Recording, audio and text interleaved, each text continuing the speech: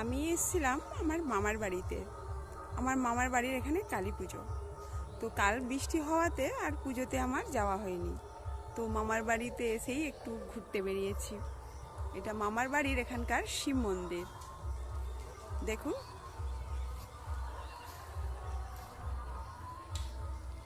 শিব মন্দিরের এখনো দরজা খোলেনি, হয়তো কোনো ঠাকুরমশাই আসেনি এখনো পুজো করতে। এটা হচ্ছে আমাদের মামার বাড়ির এখানকার শিব মন্দির। অনেক ছোটবেলাতেই আমার এখানে যাতায়াত ছিল, তো অনেক বছর পর আমি আবার এখানে এলাম।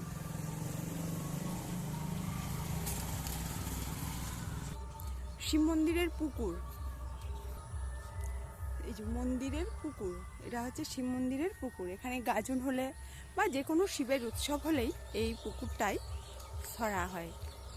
এখানে স্নান করা, এমনি সবাই বেশ ভালোভাবে স্নানও করে। দেখছেন পুকুর, আমাদের অনেক ছোটবেলার স্মৃতি। আমার মামার বাড়িটা খুবই গ্রামে, গ্রাম মানে খুবই গ্রাম, বেশ ভালোই লাগে।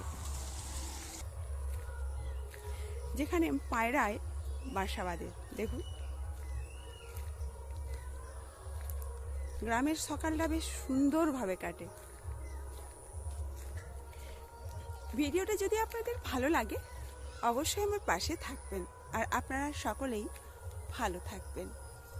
আর এই গ্রামটা আপনাদের কেমন লাগলো কমেন্টে অবশ্যই জানাবেন।